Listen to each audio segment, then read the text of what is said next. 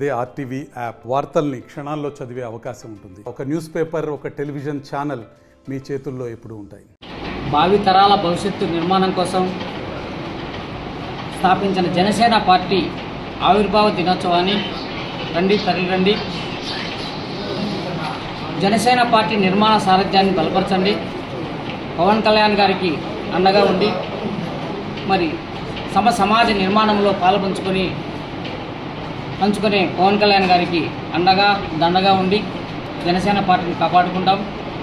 ఈ రాష్ట్రాన్ని దేశానికి భావి పౌరుల నిర్మాణంలో సారథ్యం వహించే విధంగా పాల్పంచుకుందాం. చలో పిఠాపురం, జై జనసేన, జై పవన్ కళ్యాణ్. జై పవన్ కళ్యాణ్. 11 ఏళ్ళ మా కష్టం ఈరోజు కన్నుల పండుగగా మా ఆవిర్భావ దినోత్సవం, 12వ జనసేన ఆవిర్భావ దినోత్సవం అట్టహాసంగా మా పిఠాపురంలో జరపబోతున్నాం.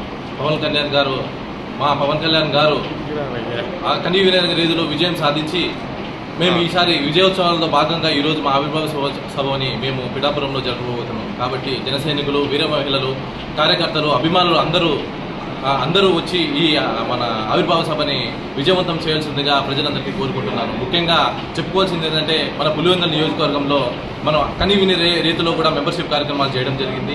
అట్టహాసంగా కూడా మన ఎన్నో కార్యక్రమాలు కూడా మన పవన్ కళ్యాణ్ గారి ఎన్నో జన్మదిన కార్యక్రమాలు, అదేవిధంగా ఎన్నో పార్టీ కార్యక్రమాలు కూడా ఈయన చేయడం జరిగింది.